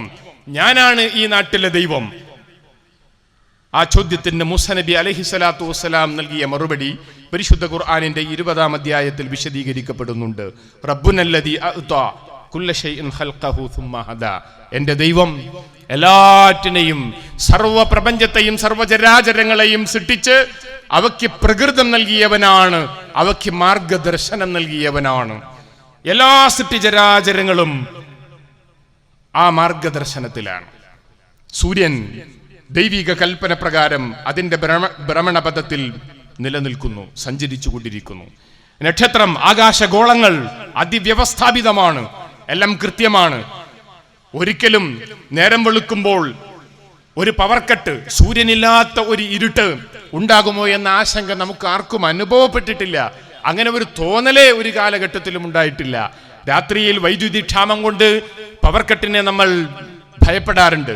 പൊതുപരിപാടികൾ സംഘടിപ്പിക്കുമ്പോൾ, വിവാഹവേളകളിലൊക്കെ നമ്മൾ ജനറേറ്റർ സംവിധാനം ബദലായി ഉപയോഗപ്പെടുത്താറുണ്ട്. എന്നാൽ പ്രഭാതത്തിൽ ഒരു ജനറേറ്റർ എന്ന്, സൂര്യനില്ലാത്ത ഇരുട്ടിന്റെ ഒരു പരിഹാരം എന്നത് നമ്മൾ ആലോചിച്ചിട്ട് പോലും ഇല്ല. അതാണ് അള്ളാഹുവിന്റെ ജഗന്നിയന്താവിന്റെ സംവിധാനം. എല്ലാം പടച്ചതമ്പുരാൻ അതിമനോഹരമായി സംവിധാനിച്ചു, മാർഗദർശനം നൽകി. ഓരോ ജന്തുജാലവും ജീവജാലവും അതിൻ്റെ നിശ്ചയിക്കപ്പെട്ട പ്രകൃതിയിലാണ്. ആ പ്രകൃതിയിൽ അവ ശാന്തമായ ജീവിതം നയിക്കുന്നു. അതുകൊണ്ട് തന്നെ മനുഷ്യനും ദൈവം സംവിധാനിച്ച ആ പ്രകൃതിയിലേക്ക് തിരിച്ചു വരണം. എന്തിനാണ് മനുഷ്യനൊരു മതം? അവന്റെ സ്വാതന്ത്ര്യത്തിന്റെ മുമ്പിൽ വിഘ്നമായി നിൽക്കുന്ന പൗരാണിക കാലഘട്ടത്തിൽ പഠിപ്പിക്കപ്പെട്ട അന്ധവിശ്വാസങ്ങളല്ലേ മതം എന്നൊക്കെ പലരും ചോദിക്കാറുണ്ട്. മനുഷ്യ ജീവിതം അതിനൊരു നിയമം വേണമെന്ന് ചിന്തിക്കാൻ അധികം വലിയ ബുദ്ധിയൊന്നും ആവശ്യമില്ല. ഞാൻ വാങ്ങിയ, എൻ്റെ സ്വന്തം കാശ് കൊടുത്തു വാങ്ങിയ വാഹനം ഞാൻ നികുതിയടക്കുന്ന റോട്ടിലൂടെ ഞാൻ ഓടിച്ചു കൊണ്ടിരിക്കുന്നു. അത് ഞാൻ എൻ്റെ ഇഷ്ടത്തിനനുസരിച്ച് ഓടിക്കുമെന്ന് പറയാൻ നമുക്കാവില്ല. ട്രാഫിക് നിയമങ്ങൾ പാലിച്ച് തീരൂ, അല്ലെങ്കിലോ ട്രാഫിക് ഗതാഗത തടസ്സം സൃഷ്ടിക്കപ്പെടും. ഒരുപാട് ആളുകളുടെ യാത്ര മുടങ്ങും. ഒരു റോട്ടിലൂടെ, പൊതുനിരത്തിലൂടെ വാഹനം ഓടിക്കുന്നതിന് ഒരു നിയമം വേണമെങ്കിൽ സഹോദരങ്ങളെ, സർവതന്ത്ര സ്വതന്ത്രനായി സൃഷ്ടിക്കപ്പെട്ട മനുഷ്യന് അവനൊരു ജീവിത നിയമം വേണ്ട എന്ന് പറയാൻ നമുക്കെങ്ങനെയാവും? എനിക്ക് തോന്നിയതുപോലെ ഞാൻ സത്യത്തെയും അസത്യത്തെയും ധർമ്മത്തെയും അധർമ്മത്തെയും നിർവചിക്കുകയും എൻ്റെ സ്വേച്ഛപ്രകാരം ഞാൻ ഒരു തോന്നിവാസിയായി ജീവിക്കുകയും ചെയ്യുമ്പോൾ എൻ്റെ നന്മ, എൻ്റെ സ്വാർത്ഥത, എൻ്റെ താല്പര്യം അതൊരുപക്ഷെ നിങ്ങൾക്ക് വിനാശകരമാകാം, നിങ്ങൾക്ക് വിഘ്നമാകാം. ഇന്ന് ലോകം നേരിടുന്ന ഏറ്റവും വലിയ പ്രതിസന്ധിയും വെല്ലുവിളിയും അത് തന്നെയാണ്. മനുഷ്യന്റെ സ്വാർത്ഥമായ താല്പര്യത്തിന് വേണ്ടി ചെയ്തു കൂട്ടുന്ന ധിക്കാരങ്ങളും തമ്മാടിത്തങ്ങളും തോന്നിവാസങ്ങളും അതിന്റെ പ്രത്യാഘാതമാണ്, പരിണത ഫലമാണ് യഥാർത്ഥത്തിൽ മനുഷ്യ സമൂഹം തന്നെ അനുഭവിച്ചുകൊണ്ടിരിക്കുന്നത്. എന്നിട്ടും ചിലരൊക്കെ ചോദിക്കുക, എന്തിനാണ് മതമെന്ന്? സഹോദരങ്ങളെ, പ്രപഞ്ചത്തെ സൃഷ്ടിച്ച ദൈവം ഈ പ്രപഞ്ചത്തിനാകമാനം ഒരു മതം സംവിധാനിച്ചിട്ടുണ്ട്. ദൈവിക അനുസരണത്തിന്റെ മതം, ദൈവിക സമർപ്പണത്തിന്റെ മതം. അതുപോലെ ഒരു മതം മനുഷ്യനും വേണം. ആ മതത്തിന്റെ മാർഗദർശനമാണ് വേദഗ്രന്ഥങ്ങളിലൂടെ, പ്രവാചകന്മാരിലൂടെ, മുനിമാരിലൂടെ പഠിപ്പിക്കപ്പെട്ടിട്ടുള്ളത്. ആ മതത്തിന്റെ ആധ്യാത്മിക സന്ദേശമാണ് വേദഗ്രന്ഥങ്ങളുടെ അവസാനത്തെ പതിപ്പായ വിശുദ്ധ ഖുർആനിലൂടെ പഠിപ്പിക്കപ്പെടുന്നത്. ഇസ്ലാം എന്ന വാക്കിന് തന്നെ അറബി ഭാഷയിൽ 2 അർത്ഥതലങ്ങളുണ്ട്. ഒന്ന് സമാധാനം, മറ്റൊന്ന് സമർപ്പണം. ആ 2 പ്രയോഗങ്ങളും പരസ്പര പൂരകമാണ്. സഖാവിന് സമർപ്പിച്ചുകൊണ്ട് ജീവിക്കുന്നതിലൂടെ മനുഷ്യൻ അനുഭവിക്കുന്ന സമാധാനമാണ് ഇസ്ലാം. പ്രപഞ്ചം ഇന്ന് സമാധാനപരമായി നിലനിൽക്കുന്നു. സൂര്യനും ചന്ദ്രനും ഗ്രഹോപഗ്രഹങ്ങളും കൂട്ടിമുട്ടുന്നില്ല. പക്ഷിമൃഗാദികളും വൃക്ഷലതാദികളും ഈ ലോകത്ത് അസ്വാസ്ഥ്യങ്ങളും അപകടങ്ങളും വിതക്കുന്നില്ല. വിനാശകരമായ അവസ്ഥ ഇവിടെ ഉണ്ടാകുന്നതിന്റെ പിന്നിൽ മനുഷ്യന്റെ അവിഹിതമായ ഇടപെടലുകളാണ്. അവൻ മതത്തിലേക്ക് മടങ്ങണം, ദൈവവിശ്വാസത്തിന്റെ വഴി വെളിച്ചത്തിലേക്ക് മടങ്ങണം, ധാർമ്മികമായ ജീവിതത്തിന്റെ സനാതനമായ മൂല്യങ്ങളിലേക്ക് മടങ്ങണം. അതല്ലാതെ നിവൃത്തിയില്ല. മനുഷ്യ ജീവിതത്തിന് ദൈവികമായ ഒരു മാർഗദർശനത്തെ അനുസരിക്കാതെ വരുമ്പോൾ ഈ ലോകം അനുഭവിക്കുന്ന അപകടകരമായ അരക്ഷിതാവസ്ഥ അഭിമുഖീകരിക്കേണ്ടി വരും. അതുകൊണ്ട് ദൈവികമായ ഒരു മാർഗദർശനത്തിന്റെ തെളിച്ചവും വെളിച്ചവും മനുഷ്യന് ആവശ്യമാണ്. ആരാണ് മനുഷ്യൻ? ദൈവം, മതം, മനുഷ്യൻ എന്ന വിഷയം നമ്മൾ വിശകലനം ചെയ്യുമ്പോൾ നമ്മെ ആദ്യം നമ്മൾ തിരിച്ചറിയണം. പ്രിയപ്പെട്ടവരെ, മനുഷ്യൻ മഹാസാധ്യതയുള്ളവനാണ്. ഞാൻ ഈ പൊതുവേദിയിൽ വെച്ച്, ഈ സായാഹ്നത്തിന്റെ പ്രശാന്തതയിൽ, ഈ കൊച്ചു ഗ്രാമത്തിൽ വെച്ച് ഒരു പ്രഭാഷണം നടത്തുമ്പോൾ മരച്ചില്ലകളിൽ എവിടെയോ നിൽക്കുന്ന ഏതെങ്കിലും പക്ഷിയോ പറവയോ, ഈ വയൽവരമ്പുകൾക്കപ്പുറത്ത് എവിടെയോ ഉള്ള ഒരു നാൽക്കാലിയോ ഇത് കാതോർത്തുകൊണ്ട് ഈ പ്രസംഗത്തെക്കുറിച്ച് അഭിപ്രായം പ്രകടിപ്പിക്കുന്നില്ല, വിശകലനം ചെയ്യുന്നില്ല. എന്നാൽ ഈ ശബ്ദം വീടുകളിലും ഈ മൈക്കിന്റെ ശബ്ദമെത്തുന്ന പരിസരങ്ങളിലും നിശബ്ദമായി കാതോർക്കുന്ന ഒരുപാട് മനുഷ്യർ ഉണ്ട്. അതാണ് മനുഷ്യന്റെ പ്രത്യേകത. മനുഷ്യൻ വിചിന്തനശേഷിയുള്ളവനാണ്. മൃഗങ്ങളെപ്പോലെയല്ല, ജീവജാലങ്ങളെപ്പോലെയല്ല, പക്ഷിമൃഗാദികളെയോ വൃക്ഷലതാദികളെ പോലെയോ അല്ല. ഒരുപക്ഷെ കഴിവുകളിൽ മനുഷ്യന്റെ സാധ്യതകളെ ഇതര ജീവജാലങ്ങളുമായി നാം താരതമ്യം ചെയ്യുമ്പോൾ നമുക്ക് തുച്ഛമായി പരിമിതമായി അനുഭവപ്പെടും. ആകാശത്തിന്റെ അനന്തതകളിലൂടെ പറന്നു നീങ്ങുന്ന ചിറകുകൾ തകരാത്ത ഒരു പക്ഷിയെ പോലെ പറക്കാൻ മനുഷ്യനാവില്ല. എന്നാൽ ആ പക്ഷിയേക്കാൾ അനധിവിദൂരതയിൽ അതിവേഗം ലക്ഷ്യത്തിലെത്താനുള്ള വിമാനം കണ്ടുപിടിക്കാൻ മനുഷ്യന് സാധിക്കും. ആഴക്കടലിലെ അന്തരാളങ്ങളിൽ ചിറകുകൾ തകരാതെ തളരാതെ നീന്തി തുടിക്കുന്ന ഒരു മത്സ്യത്തിന്റെ കഴിവൊന്നും മനുഷ്യനില്ല. എന്നാൽ കപ്പലിലൂടെ, അന്തർവാഹിനിയിലൂടെ അനേകം ദൂരം ആഴക്കടലിലൂടെ സഞ്ചരിക്കാനുള്ള സാഹചര്യം മനുഷ്യൻ ഉണ്ടാക്കിയെടുത്തു. ഒരു മാനിനെ പോലെ കുതിച്ച് അതിവേഗതയിൽ ലക്ഷ്യത്തിലെത്താൻ മനുഷ്യനാവില്ല. ഒരു മാൻപേടയുടെ പിറകെ ഓടിയാൽ പോലും മനുഷ്യൻ തളർന്നു വീഴും. എന്നാൽ ആ മാനിനേക്കാൾ അതിവേഗതയിൽ ഓടിക്കാവുന്ന വാഹനം അത് മനുഷ്യൻ കണ്ടെത്തി. മഞ്ഞുമലകളിൽ താമസിക്കുന്ന മൃഗങ്ങൾക്ക് ശരീരത്തിൽ തന്നെ അതിൻ്റെ പ്രകൃതമായ രോമാവരണങ്ങളുള്ള ജന്മപ്രകൃതി, സൃഷ്ടിപരമായ സവിശേഷത ദൈവം നൽകി. എന്നാൽ അവിടെ ജീവിക്കുന്ന മനുഷ്യൻ, അവിടെയും ആ മൃഗങ്ങളുടെ ലോകത്തും പക്ഷികളുടെ ലോകത്തും ജീവിക്കുന്ന മനുഷ്യൻ ആ മഞ്ഞിന്റെ കൊടും തണുപ്പിനെ അതിജയിക്കാനുള്ള വസ്ത്രങ്ങൾ, രോമപ്പുതപ്പുകൾ കണ്ടെത്തി. ഈ മനന പഠന ഗവേഷണ പാടവം അതാണ് മനുഷ്യന്റെ സർഗാത്മക സവിശേഷത. സഹസ്രാബ്ദങ്ങൾക്ക് മുമ്പ്, നൂറ്റാണ്ടുകൾക്ക് മുമ്പ് പച്ചിലകൾ കൊണ്ട് നഗ്നത മറച്ച് പർണശാലകളിൽ അന്തിയുറങ്ങിയ ആ കാലഘട്ടത്തിലെ മനുഷ്യൻ ഇന്ന് ആധുനിക ലോകത്തെ ഭൗതികമായ അപാരമായ സംവിധാനങ്ങളുടെ സൗഭാഗ്യം അനുഭവിച്ചു കൊണ്ടിരിക്കുകയാണ്. അവന്റെ ബുദ്ധി കൊണ്ട്, അവന്റെ വിചിന്തന ശേഷി കൊണ്ട്, അവന്റെ ഗവേഷണ പാടവം കൊണ്ട് അവൻ നേടിയെടുത്തതാണ് ഈ വിസ്മയ സൗകര്യങ്ങൾ, ശാസ്ത്ര സാങ്കേതിക സൗഭാഗ്യങ്ങളെല്ലാം. അതാണ് മനുഷ്യൻ. വലിയ സാധ്യതയുള്ളവനാണ് മനുഷ്യൻ. പരിശുദ്ധ വേദഗ്രന്ഥങ്ങളുടെ അവസാനത്തെ പതിപ്പായ വിശുദ്ധ ഖുർആനിന്റെ വെളിച്ചത്തിൽ പ്രപഞ്ചനാഥൻ പറയുന്നു, അല്ലാഹു സുബ്ഹാനഹു തആല പറയുന്നു, വനഫഖ ഫീഹി മിൻ റൂഹിഹി, തന്റെ പക്കൽ നിന്നുള്ള മൃഗങ്ങൾക്ക് കൊടുക്കാത്ത, ജന്തുജാലങ്ങൾക്ക് കൊടുക്കാത്ത, ജീവജാലങ്ങൾക്ക് കൊടുക്കാത്ത ആത്മാവ് വരദാനമായി നൽകപ്പെട്ടവനാണ് മനുഷ്യൻ. ആരാണ് മനുഷ്യൻ? ദൈവം തമ്പുരാൻ പ്രത്യേകമായി ആത്മാവ് വരദാനമായി നൽകിയവനാണ് മനുഷ്യൻ. ഖലഖലകും മാ ഫിൽ അർളി ജമീഅ, പരിശുദ്ധ ഖുർആനിന്റെ 2-ാം അധ്യായത്തിന്റെ 29-ാമത്തെ വചനത്തിൽ അല്ലാഹു മനുഷ്യന് നൽകപ്പെട്ടിട്ടുള്ള സൗഭാഗ്യങ്ങളെ കുറിച്ച് പറയുന്നു. ഈ ഭൂമുഖം അത് മനുഷ്യന് വേണ്ടി സംവിധാനിക്കപ്പെട്ടിട്ടുള്ളതാണ്. ഈ ഭൂമുഖത്തെ എല്ലാ ചരാചരങ്ങളെയും ദൈവം സംവിധാനിച്ചിട്ടുള്ളത് മനുഷ്യർ നമുക്ക് വേണ്ടിയാണ്. പെയ്യുന്ന മഴയും തഴച്ചു വളരുന്ന സസ്യലതാദികളും എല്ലാം മനുഷ്യനു വേണ്ടി. ഒരു വാഴച്ചെടി അത് മനോഹരമായി അതിൻ്റെ കാണ്ഡത്തിൽ വളർന്നു ഉയർന്നു നിൽക്കുകയും കാലമെത്തിയാൽ അതിൽ പഴം കായ്ക്കുകയും ചെയ്യും.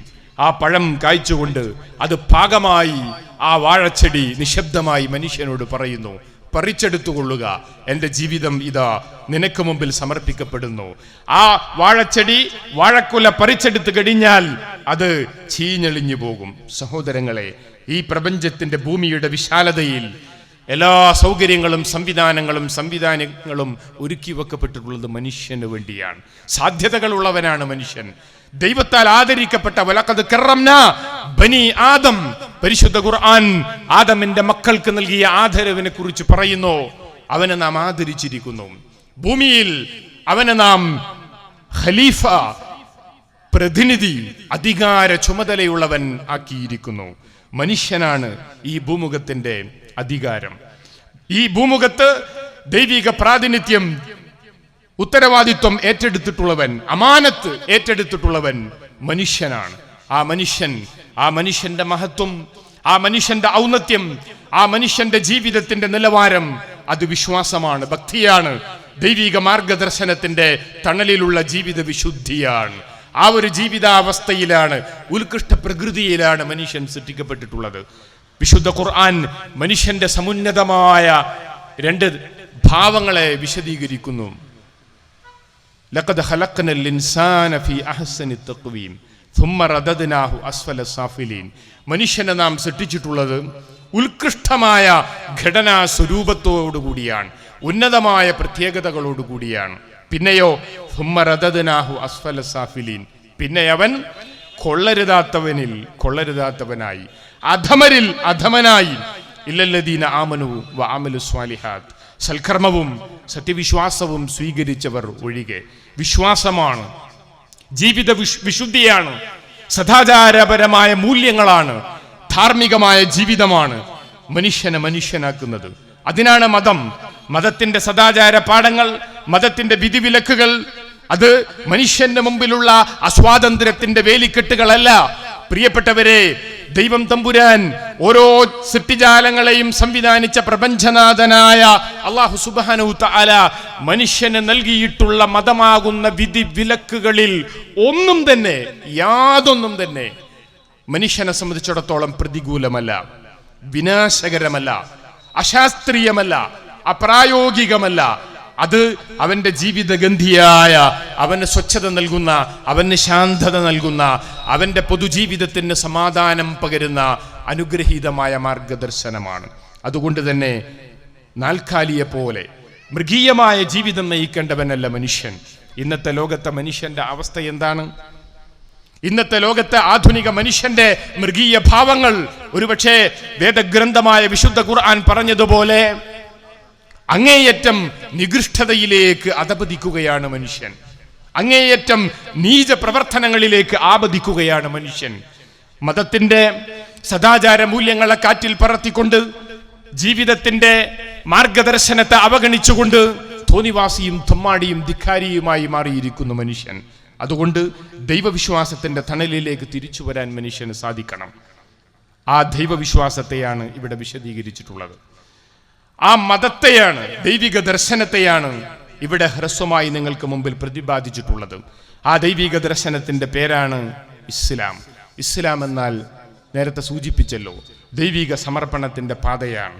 ആ പാതയിൽ നമസ്കാരമുണ്ട്, ദൈവിക ആരാധന, നോമ്പുണ്ട്, ദൈവികമായ കൽപ്പനയുടെ അനുസരണത്തിന്റെ ഭാഗമായ ഉപവാസം, ഹജ്ജുണ്ട്, ദൈവിക മഹത്വം വിളംബരം ചെയ്തുകൊണ്ടുള്ള മാനവികതയുടെ മഹാസംഗമം, തീർത്ഥാടനമുണ്ട്, സക്കാത്തുണ്ട്, പട്ടിണി പാവങ്ങളുടെ കണ്ണീരൊപ്പാൻ കൈകോർത്ത് പിടിപ്പിക്കുന്ന ജീവകാരുണ്യ പ്രവർത്തനങ്ങൾ, ദാനധർമ്മങ്ങൾ ഉണ്ട്. എല്ലാം കൂടിച്ചേരുമ്പോൾ മനുഷ്യൻ മനുഷ്യനാകുന്നു. ആ മനുഷ്യത്വത്തിന്റെ പൂർണ്ണതയിലേക്ക്, ഉത്കൃഷ്ടമായ ഉന്നതമായ നിലവാരത്തിലേക്ക് തിരിച്ചു വരാൻ മനുഷ്യന് സാധിക്കുന്നു. അതുകൊണ്ട് തന്നെ ദൈവിക ദർശനത്തെ ആത്മാവിൽ ഉൾക്കൊണ്ടുകൊണ്ട്, ദൈവത്തെ മാത്രം ആരാധിച്ചുകൊണ്ട് സത്യസമ്പൂർണമായ ഒരു ജീവിതം നയിക്കാൻ നമുക്ക് സാധിക്കേണ്ടതുണ്ട്. ഈ ലോകം ക്ഷണികമാണ്, വളരെ ക്ഷണികമാണ്. വീട്ടിൽ ശയ്യാവലംബിയായി മരണത്തെ കാത്തുകിടക്കുന്ന വൃദ്ധജനങ്ങൾ, മക്കൾക്ക് ഭാരമായി, ശല്യമായി, എഴുന്നേറ്റ് നടക്കാൻ പോലും കഴിയാതെ ബെഡിൽ തന്നെ, കിടക്കയിൽ തന്നെ മലമൂത്ര വിസർജനവുമായി പ്രയാസപ്പെടുന്ന വൃദ്ധജനങ്ങൾ മരണത്തെ കാത്തു കിടക്കുമ്പോൾ തെരുവിൽ അപകടത്തിൽപ്പെട്ട് ചെറുപ്പക്കാരൻ മരിച്ചു വീഴുന്നു. അതൊക്കെയാണ് മനുഷ്യന്റെ ജീവിതം. എത്ര കാലം ഞാനും നിങ്ങളും ജീവിക്കുമെന്ന് നമുക്കറിയില്ല. മരണത്തിന് മുമ്പ് സഹോദരങ്ങളെ, ദൈവത്തിന്റെ മതത്തെ കണ്ടെത്താൻ, യഥാർത്ഥ സൃഷ്ടാവായ ദൈവത്തെ കണ്ടെത്താൻ, അവനെ ആരാധിച്ചുകൊണ്ട് ആത്മീയതയുടെ മധുനുകരാൻ, മനസ്സമാധാനത്തിന്റെ ശാദ്വലമായ തീരങ്ങളിൽ ഒരുമിച്ച് ചേരാൻ, ഈ ചെറിയ ലോകത്തിനപ്പുറത്തുള്ള പരലോക വിജയം, ആത്യന്തികമായ മോക്ഷം കൈവരിക്കാൻ നമുക്ക് സാധിക്കണം. ഹിന്ദുവിന് ജനിച്ചതുകൊണ്ട് ഹിന്ദു, മുസ്ലിമിന് ജനിച്ചതുകൊണ്ട് മുസ്ലിം, ക്രിസ്ത്യാനിക്ക് ജനിച്ചതുകൊണ്ട് ക്രിസ്ത്യാനി. അങ്ങനെയൊക്കെയാണ് ഇന്ന് നമ്മുടെ മതം. കുറെ പേർ ഈ മതത്തിന്റെ അന്ധവിശ്വാസങ്ങളും പൗരോഹിത്യത്തിന്റെ ചൂഷണാത്മകമായ സമീപനങ്ങളും കണ്ട് സഹികെട്ട് ഒരു ദൈവവുമില്ല, ഒരു മതവുമില്ല എന്ന് തീരുമാനിച്ചിട്ടുണ്ട്. ആ അവസ്ഥയിൽ നിന്ന് യഥാർത്ഥ വിശ്വാസത്തിന്റെ വഴിയിലേക്ക് തിരിച്ചു വരാൻ കഴിയണം. നമ്മെ സൃഷ്ടിച്ച ദൈവം സ്നേഹവാനാണ്, കാരുണ്യവാനാണ്. ആ കാരുണ്യവാനായ ദൈവം സമാധാനപൂർണമായ ജീവിതം നയിക്കാനുള്ള ഒരു മാർഗദർശനം നമുക്ക് നൽകിയിരിക്കുന്നു. ആ മാർഗദർശനത്തെ നാം കണ്ടെത്തുക. അത് പ്രവാചകന്മാർ പഠിപ്പിച്ച മതമാണ്. അത് മുനിമാരും ഋഷിമാരും വേദഗ്രന്ഥങ്ങളും സമന്വിതമായി പഠിപ്പിച്ച മതമാണ്. അതുകൊണ്ട് ഇസ്ലാം എന്ന ശബ്ദം അത് ലോകത്ത് ഏറ്റവും പൗരാണികമായ ആധ്യാത്മിക ഗ്രന്ഥങ്ങളിൽ പോലും നമുക്ക് കാണാൻ കഴിയും. സഹോദരങ്ങളെ, ചിന്തിക്കൂ. നമ്മുടെ കൺമുമ്പിലുള്ള കുറെ മതങ്ങളുടെ പേരുകൾ, നമ്മുടെ നാട്ടിലെ സഹോദരങ്ങളുടെ മതത്തിന്റെ പേരാണ് ഹിന്ദു മതം. ആ പേരിന്റെ ഉൽപ്പത്തിയെക്കുറിച്ച് സ്വാമി വിവേകാനന്ദൻ തന്നെ the complete work of Swami Vivekananda എന്ന അദ്ദേഹത്തിന്റെ കൃതികളുടെ സമാഹാരത്തിൽ പറയുന്നു, സിന്ധ് നദിയുടെ പേരാണ് ഹിന്ദു എന്ന പ്രയോഗം. ഒരു നദിയുടെ നാമം. ലോകത്തൊരുപാട് നദീതടങ്ങളും നാഗരികതകളും സംസ്കാരങ്ങളുമുണ്ട്. ജൂത മതത്തെക്കുറിച്ച് ചരിത്രകാരന്മാരും ജൂതമത സമൂഹവും സമ്മതിക്കുന്നു. പൂർവിക പാരമ്പര്യത്തിൽ ഇസ്രായേൽ യാക്കോബിന്റെ 12 മക്കളിൽ ഒരു ഗോത്രപിതാവിന്റെ പേരാണ് ജൂത എന്നത്, ഒരു വ്യക്തിയുടെ നാമം. ക്രിസ്തുമതം എന്നത് യേശുക്രിസ്തുവിന്റെ പേരിൽ അറിയപ്പെടുന്നു. ബുദ്ധമതവും ജൈനമതവും അങ്ങനെ വ്യക്തിനാമത്തിൽ അധിഷ്ഠിതമാണ്. എന്നാൽ ഇസ്ലാം സമാധാനം, സമർപ്പണം. ഓം ശാന്തി ഭാരതത്തിന്റെ മന്ത്രമാണ്. ഏകനായ ഈശ്വരനിൽ നിന്ന് സമാധാനമുണ്ടാകട്ടെ. ഓംകാരത്തിന്റെ അർത്ഥം മലയാളത്തിലെ ബൃഹത്തായ ഭാഷാ നിഘണ്ടു ശബ്ദധാരാവലി നൽകുന്നത് പരബ്രഹ്മ സൂചകമായ പ്രണവ മന്ത്രമെന്നാണ്. പരബ്രഹ്മം സാക്ഷാൽ പ്രപഞ്ചത്തിന്റെ നാഥനെ കുറിക്കുന്ന പ്രാർത്ഥനയിലെ ആദ്യാക്ഷരമാണ് ഓംകാരം. ഓം ശാന്തി എന്ന് പറഞ്ഞാൽ ഏകനായ ദൈവത്തിൽ നിന്ന് സമാധാനമുണ്ടാകട്ടെ എന്ന്. യേശുക്രിസ്തു ബൈബിളിൽ ഉത്ബോധിപ്പിച്ചത് അത്യുന്നതങ്ങളിൽ ദൈവത്തെ സ്തുതിക്കുക, ഭൂമിയിൽ സന്മനസ്സുള്ളവർക്ക് സമാധാനമുണ്ട്. ഉന്നതനായ പടച്ചതമ്പുരാനെ സ്തുതിക്കാൻ, പ്രാർത്ഥിക്കാൻ, പ്രകീർത്തിക്കാൻ നിങ്ങൾക്ക് സന്മനസ്സുണ്ടോ? എങ്കിൽ ഭൂമുഖത്ത് സമാധാനത്തോടു കൂടി ജീവിക്കാം. ക്രിസ്തു പറഞ്ഞ ആ സമാധാനം, ഭാരതത്തിന്റെ ആധ്യാത്മിക ഗുരുക്കന്മാർ പഠിപ്പിച്ച ഈ ശാന്തി, ആ ശാന്തിയാണ് സഹോദരങ്ങളെ ഇസ്ലാം. ആ സമാധാനമാണ് സഹോദരങ്ങളെ ഇസ്ലാം. അത് ദൈവത്തിന്റെ മതമാണ്, നിങ്ങളുടെ മോക്ഷത്തിന്റെ മാർഗമാണ്, നിങ്ങളുടെ ആധ്യാത്മിക വിമോചനത്തിന്റെ വഴിയാണ്. ആ വഴിയെ കണ്ടെത്താതെ മരിച്ചുപോയാൽ മരണാനന്തരം പാരത്രിക ലോകത്ത് മോക്ഷം നിഷേധിക്കപ്പെടും, സ്വർഗം നിഷേധിക്കപ്പെടും, ആത്യന്തികമായ ജീവിതം, അനശ്വരമായ ജീവിതം നഷ്ടപ്പെടും. നാളെ പാരത്രിക ലോകത്ത് അവിടെ വെച്ച് ദൈവമേ നീ ഏകനാണെന്ന്, നിനക്ക് രൂപമില്ല, ചിത്രമില്ല, പ്രതിഷ്ഠയില്ല, പ്രതിമയില്ല, നീ പ്രപഞ്ചത്തിന്റെ ഏകനായ സർവശക്തനായ ദൈവമാണ് എന്ന്, നിന്റെ മാർഗദർശനമനുസരിച്ച് ജീവിക്കണമെന്ന് ഞങ്ങൾക്കറിയില്ലായിരുന്നു, ആരും ഞങ്ങൾക്ക് പറഞ്ഞു തന്നിട്ടില്ലായിരുന്നു, അത്തരമൊരു സത്യസന്ദേശം കാതോർക്കാൻ ഞങ്ങൾക്ക് സാധിച്ചിട്ടില്ലായിരുന്നു എന്ന കൈമലർത്തിക്കൊണ്ടുള്ള നിസ്സഹായതയോടുകൂടിയുള്ള വാക്കുകൾ കേരളത്തിന്റെ മണ്ണിൽ ജീവിക്കുന്ന ഒരു സഹോദരനും പറയരുത് എന്ന താല്പര്യം ഞങ്ങൾക്കുണ്ട്.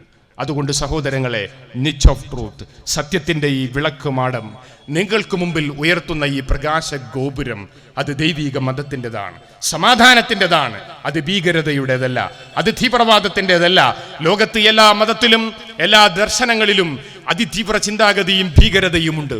ഭാരതത്തിന്റെ മണ്ണിൽ വർഗീയവാദവും തീവ്രവാദവുമുണ്ട്. ക്രൈസ്തവ ഇംപീരിയലിസത്തിന്റെ ഭീകരത അത് നമ്മൾ അനുഭവിച്ചുകൊണ്ടിരിക്കുന്നു. ഡൊണാൾഡ് ട്രംപിലൂടെ ആധുനിക ലോകം നടുക്കത്തോടുകൂടി ആ ഭീകരത കണ്ടുകൊണ്ടിരിക്കുന്നു. ജൂത സൈനിസത്തിന്റെ ഭീകരത എക്കാലഘട്ടവും തുടർന്നുകൊണ്ടേയിരിക്കുന്നു. ഇസ്ലാമിലും പ്രതിരോധത്തിന്റെയും പ്രത്യാക്രമണത്തിന്റെയും പേരിൽ തീവ്രവാദമുണ്ട്. എന്നാൽ യഥാർത്ഥ ദൈവിക മതത്തിന്റെ വഴി അതല്ല, അത് സമാധാനത്തിന്റെ, മോക്ഷത്തിന്റെ, ഐക്യത്തിന്റെ വഴി അതാണ്. അസ്സലാമു അലൈക്കും വറഹ്മത്തുള്ളാഹി. പ്രിയപ്പെട്ടവരെ, നമ്മളിവിടെ അവതരിപ്പിക്കപ്പെട്ട വിഷയം ദൈവം, മതം, മനുഷ്യൻ എന്ന ഈ വിഷയം നിങ്ങളുടെ ചർച്ചയ്ക്ക് മുമ്പിൽ, നിങ്ങളുടെ അന്വേഷണങ്ങൾക്ക് മുമ്പിൽ ഞങ്ങൾ സമർപ്പിക്കുകയാണ്. അവസാന ഭാഗത്ത് ഞാൻ സൂചിപ്പിച്ചു വന്നത്, നമ്മളെല്ലാ മനുഷ്യന്മാരും ഒരൊറ്റ ജനതയാണ്, മാനവരൊന്നാണ്. മനുഷ്യരെ സൃഷ്ടിച്ച ഈശ്വരൻ, ജഗന്നിയന്താവ് അല്ലാഹു സുബ്ഹാനഹു തആല, അവനേകനായ ഒരു ദൈവമാണ്, പ്രപഞ്ചത്തിൻ്റെ നാഥൻ. മനുഷ്യരുടെ ആരാധനകൾ, പ്രാർത്ഥനകൾ, നേർച്ചകൾ, വഴിപാടുകൾ, പ്രണാമങ്ങൾ, പ്രകീർത്തനങ്ങൾ ആ സൃഷ്ടാവായ ജഗന്നിയന്താവിന് മാത്രമാണ് അർപ്പിക്കപ്പെടേണ്ടത്. ആ സൃഷ്ടാവിൻ്റെ മാർഗദർശനമനുസരിച്ച് മനുഷ്യർ അവരുടെ ജീവിതത്തെ ക്രമപ്പെടുത്തേണ്ടതുണ്ട്. മനുഷ്യന് നൽകപ്പെട്ടിട്ടുള്ള സ്വാതന്ത്ര്യം, ആ സ്വാതന്ത്ര്യം അത് മനുഷ്യൻ്റെ ധിക്കാരത്തിനും തോന്നിവാസത്തിനും സ്വാർത്ഥമായ താല്പര്യത്തിനും വേണ്ടി ദുരുപയോഗപ്പെടുത്താവതല്ല. അങ്ങനെ ദുരുപയോഗപ്പെടുത്തപ്പെടുമ്പോൾ ഇന്ന് ലോകം അഭിമുഖീകരിക്കുന്ന ഒരുപാട് അസ്വാസ്ഥ്യങ്ങളും അരക്ഷിതാവസ്ഥകളെയും മനുഷ്യർ അഭിമുഖീകരിക്കേണ്ടി വരും. അതുകൊണ്ട് ദൈവിക സമർപ്പണത്തിൻ്റെ സമാധാന പാതയിലേക്ക് നാം തിരിച്ചു വരേണ്ടതുണ്ട്. മനുഷ്യനെന്ന നിലക്ക് നമ്മുടെ സവിശേഷതകളെക്കുറിച്ചുള്ള അവബോധം നാം കാത്തു സൂക്ഷിക്കുക. മനുഷ്യരെന്ന നിലക്ക് മൂല്യവത്തായ ദൈവവിശ്വാസത്തിൻ്റെയും മതവിശ്വാസത്തിൻ്റെയും വഴിത്താരയെ കണ്ടെത്താൻ നമ്മുടെ ചിന്തയും പഠനവും മനനവും ഗവേഷണവും നാം ഉപയോഗപ്പെടുത്തുക. ഏതെങ്കിലും ഒരു സാമുദായികതയുടെ പരിമിതിയില്ലാതെ, ഏതെങ്കിലും ഒരു ജാതിയുടെയോ മതത്തിൻ്റെയോ പിറന്നു വീണ നാടിൻ്റെയോ പരിമിതികളില്ലാതെ ലോകത്തെ മുഴുവൻ മനുഷ്യരെയും ഒന്നായി കാണുവാനും സ്നേഹിക്കുവാനും സേവിക്കുവാനും സമസൃഷ്ടി മനോഭാവത്തോടുകൂടിയുള്ള നിലപാടെടുക്കുവാനും നമ്മുടെ മനസ്സുകൾ വിശാലമാകേണ്ടതുണ്ട്. ദൈവിക ദർശനം, പ്രവാചകന്മാർ ഈ പ്രവിശാലതയോടുകൂടിയാണ് അതാത് ജനതകൾക്ക് മുമ്പിൽ സമർപ്പിച്ചിട്ടുള്ളത്. ആ സമാധാനത്തിൻ്റെ ദൈവിക ദർശനമാണ് ഇസ്ലാം. പ്രവാചകൻ മുഹമ്മദ് നബി തിരുമേനി സല്ലല്ലാഹു അലൈഹി വസല്ലമ 14 നൂറ്റാണ്ടുകൾക്ക് മുമ്പ് പൂർത്തീകരിച്ച ആ മതദർശനം നേരത്തെ സൂചിപ്പിച്ചതുപോലെ ഈ പ്രഭാഷണം ഇടയ്ക്ക് വെച്ച് നിർത്തേണ്ടി വന്നതുകൊണ്ട് മാത്രം പരാമർശിക്കുകയാണ്. ഭീകരതയോട്, തീവ്രവാദത്തോട് രാജിയാകുന്ന ഒരു ദർശനമല്ല. ഭീകരവാദം എന്നത് ഒരു ആഗോള സ്പോൺസേഡ് പ്രോഗ്രാമിൻ്റെ ഭാഗമാണ്. ഇന്നത്തെ ആധുനിക ലോകത്ത് വിനാശം വിതക്കപ്പെടുന്ന ഭീകരവാദ പ്രസ്ഥാനങ്ങൾ, അവരുടെ ഉത്ഭവങ്ങൾ, ആ പ്രസ്ഥാനങ്ങളുടെ സംഘടന നേതാക്കന്മാർ, ഇവരെയൊക്കെ കുറിച്ച് സത്യസന്ധമായി പഠിച്ചാൽ ഇതെല്ലാം ബാഹ്യശക്തികളുടെ സ്പോൺസേഡ് പ്രോഗ്രാമാണെന്ന് നമുക്ക് ബോധ്യപ്പെടും. അതുകൊണ്ട് തന്നെ സമാധാനത്തിൻ്റെ മതത്തെ വികലമാക്കാൻ, സമാധാനത്തിൻ്റെ മതത്തെ തെറ്റിദ്ധരിപ്പിക്കാനുള്ള ശ്രമം, അത് തിരുത്തുകയാണ് നിച്ച് ഓഫ് ട്രൂത്ത് പോലെയുള്ള പ്രസ്ഥാനങ്ങൾ. ഇസ്ലാമിൻ്റെ ശാന്തിയും സമാധാനവും ഐക്യവും മോക്ഷവും ഒരുപക്ഷെ എല്ലാ ജനങ്ങൾക്കും അറിയിച്ചു കൊടുക്കുക എന്ന ഒരു ബാധ്യതാ നിർവഹണത്തിൻ്റെ ഭാഗമാണ് ഈ സംവാദ, സ്നേഹ സംവാദ, സൗഹൃദ പരിപാടി. അതുകൊണ്ട് ഈ പ്രദേശത്തുള്ള എല്ലാ സഹോദരീ സഹോദരന്മാരും നിങ്ങളുടെ അന്വേഷണങ്ങൾക്ക്, നിങ്ങളുടെ ആലോചനകൾക്ക് മുമ്പിൽ ഞങ്ങൾ തുറന്നിട്ട ഈ സ്നേഹത്തിൻ്റെ സംവാദ കവാടത്തിലേക്ക് നിങ്ങൾ കടന്നു വരികയും ഈ സംവാദ സദസ്സിനെ സമൃദ്ധമാക്കുകയും ചെയ്യണമെന്ന് സ്നേഹബുദ്ധിയ അഭ്യർത്ഥിച്ചുകൊണ്ട് നിങ്ങളുടെ ചർച്ചകൾക്കും പഠനങ്ങൾക്കും അന്വേഷണങ്ങൾക്കും വേണ്ടി ഞാൻ ഈ വിഷയ അവതരണത്തെ ഇവിടെ സംഗ്രഹിക്കുകയാണ്. കരുണാമയനായ ദൈവം തമ്പുരാൻ നമ്മയെല്ലാം സ്നേഹത്തിൻ്റെ, സാഹോദര്യത്തിൻ്റെ, സൗഹാർദ്ദത്തിൻ്റെ, സത്യവിശ്വാസത്തിൻ്റെ പാതയിൽ ഒരുമിച്ച് കൂട്ടുമാറാകട്ടെ. അസ്സലാമു അലൈക്കും വറഹ്മത്തുള്ളാഹി വബറകാതുഹു.